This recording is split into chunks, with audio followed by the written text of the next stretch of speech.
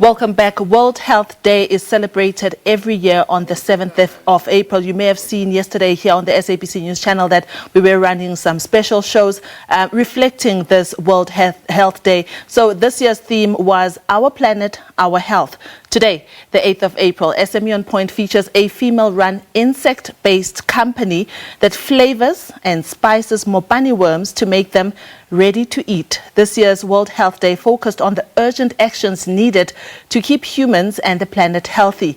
Phuthi Kabasa says mopani worms are one of the easiest ways of keeping humans and the planet healthy.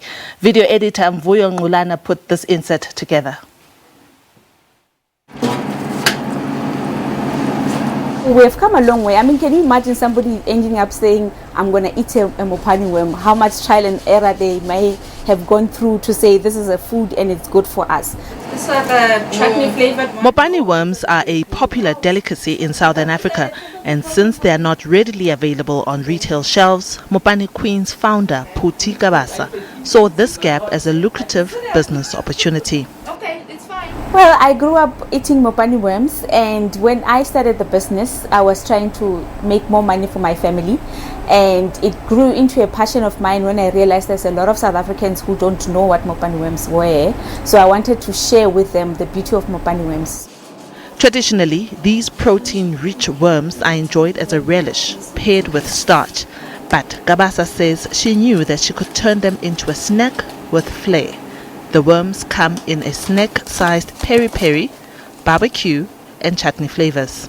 But now we've moved into a field where you can actually eat mopani worms while you're driving on your land journey to your holidays, or you need a pick-up snack during work and you're feeling low on energy. You take our mopani worms and eat one of them, a packet or so, and enjoy it, and it gives you, it's full of energy. Mopani Queens is growing fast, even securing large orders overseas.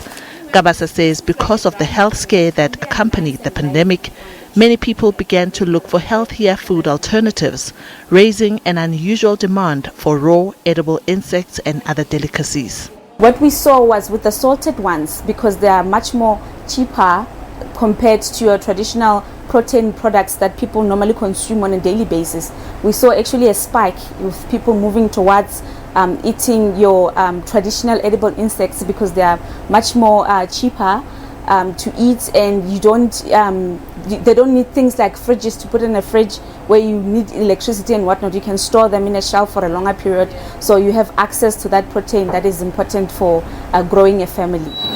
Kabasa stresses the importance of preserving indigenous food and knowledge.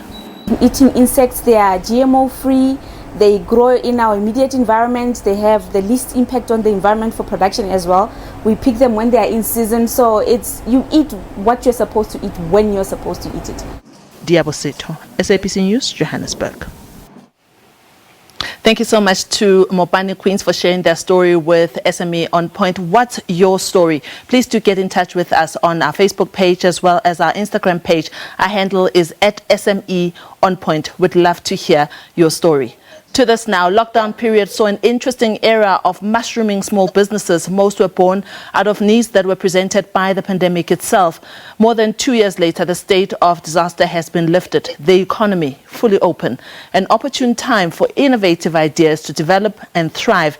I've invited Kukuletu Klaba, the founder of Amandla Mnotho, to help us cultivate an innovative mindset, and he joins us via Zoom. Kukuletu, thank you so much. The word innovation is one that has come up even more now during the pandemic. When we describe the word innovation, what exactly are we talking about? Are we necessarily talking about newness? Thanks so much, Liabo, to you and the viewers at home. Innovation, when you're talking innovation, we're essentially talking about introducing change to a relatively new environment, as it were, or an existing environment. Unlike creativity, where you're really talking about unleashing the potential of the mind to creating new ideas. So that's essentially what we mean when we say someone is innovating, is basically working on something that already is existing, improving upon it. Right. Take us through a small masterclass, if you will, of about 3 minutes of where does one start? How do you set your mindset, first of all? What kind of books do you read? And where do you start with this whole innovation?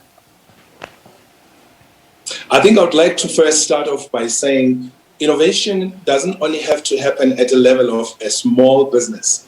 You and I were talking about, as the economy opens, we need to have more innovation happening. I think it's very important to perhaps put it into perspective in terms of, as a country, we need to innovate and ensure that we start beginning this process of driving creativity and innovation, because those are twins. They do not separate, as it were. South Africa invests literally about 0.8% of the GDP towards research and development, which is the bedrock of innovation. Because you're talking about a country that pumps money into an environment that will breed new ideas. So it has to become an entrepreneurial economy that becomes an innovative economy, and that should cascade to a level of an entrepreneur who must understand that for them to thrive and succeed in the environment within a 21st century that is driven by fourth industrial revolution, there has to be a lot of mindset towards ensuring that you do not leave your processes the same as they were before COVID, as an example. Yeah. You find ways of adding value and trying to ensure that you keep navigating the space of economy through your own business or sector that you've chosen, and sort of like improve upon the processes that you have heard before, improve upon all of the sort of like things that you've been doing. And that's what you do when you are basically innovating. Yeah. What Phuthi just showed us now, the mopani queens, and what she has done in flavoring it. Normally we like to enjoy them, you know, as a relish, but she is putting flavor to it. She's putting flair to it. It's something that you can now put in your handbag or even in your car. These are the kind of advisors or kind of ideas we are looking for right now, aren't they? Absolutely. These are kind of ideas. This may seem very sort of like insignificant, but it's so important because unlike the rest of the people who were probably just selling mopani worms without flavoring them, but the market demand now, owing to what has happened, like she was saying in terms of, people wanting more protein, where they can get more protein, etc. She is now adding value and therefore innovating.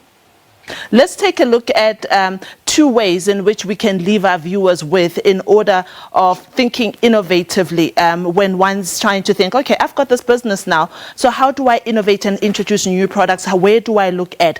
What are the 2 ways or 2 ideas that you can give someone sitting at home? Yeah.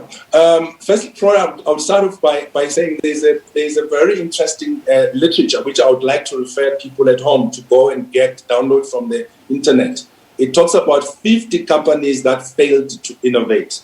I mean, you know many of those companies, your BlackBerry, from your all of those companies that we know, who basically some of them were on the faxing space. So what is important for a person is, if you are there at home sitting and having a business that you are running, think about what the customers, because remember, this is about a customer that you are serving, and the needs of customers keeps changing. And customers want, someone to be efficient, to deliver faster and quicker. Something that probably, if one was going to the shop, there's now sort of delivery sort of scooters, and you are coming up and saying, I'm going to introduce as a shop, a sort of like interlink my business to the scooter so that people will have to be able to receive their goods rather faster than coming and spending a lot of money. I mean, imagine right now, again, there is issues of fuel prices going up. So you've got to come up with a way of saying, I need to be able to cut the cost of a consumer. Instead of him coming, I will have to go to him. All of those types of examples will be very helpful to an entrepreneur sitting there at home. Yeah, you said, was that one, the literature that you pointed us to? What was the second one? So that's a literature that, and the other one obviously is, I just forgot it right now, but there are many literatures which talks about how to innovate. You can even again go to the articles, on Google Scholar, which is cheaper for most people, and just download articles that talks about how to be innovative in the 21st century, or how to be innovative in a particular business sector, because this cuts across all sectors. Whether you are in services, you're in technological space, or you are in food manufacturing, all of those types of sectors have innovation attached to them. Right. Gugulethu Xaba is the founder of Amandla Omnotho. He's been helping us to cultivate an innovative mindset. What are you innovating? How have you changed things in your business? We'd really like to know. I did give out our Instagram and Facebook handle earlier, which is at SME On Point. But please do remember to support small businesses in your community. Keep those rands and cents circulating.